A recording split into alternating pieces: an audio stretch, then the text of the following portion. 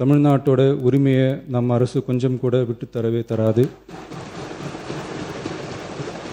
அதுதான் நம்மளோட நிலைப்பாடும்.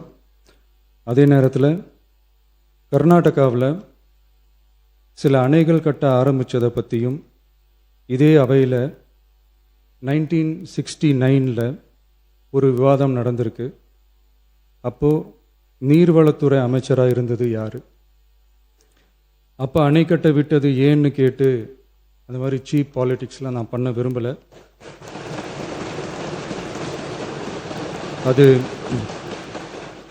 அது நம்ம நோக்கமும் இல்லை. ஏன்னா காவிரி விவகாரத்தை ரொம்ப கவனமாக கையாளணும்.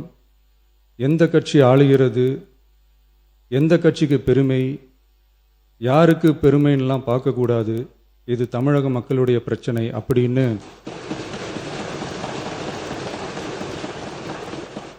அப்போ இருந்த எதிர்க்கட்சி தலைவர் திரு கருத்திருமன் அவர்கள் சொன்னதை இந்த சபையில் சொல்ல விரும்புகிறேன். காவிரி பிரச்சனையில் சம்பந்தப்பட்ட 2 மாநிலங்களும் ஒன்றிய அரசும் உட்கார்ந்து முடிவெடுக்கணும்னு 1969 இந்த சபையில் பேசியிருக்கிறாங்க. அதுக்கப்புறம் நிலைமை வேறு மாதிரியெல்லாம் போயிடுச்சுன்னும் நம்ம எல்லாருக்குமே தெரிஞ்சது தான். சட்டப்படி இந்த பிரச்சனையை அணுகிறதுல நாம் உறுதியாக இருக்கிறோம், அதில் மாற்றமே இல்லை.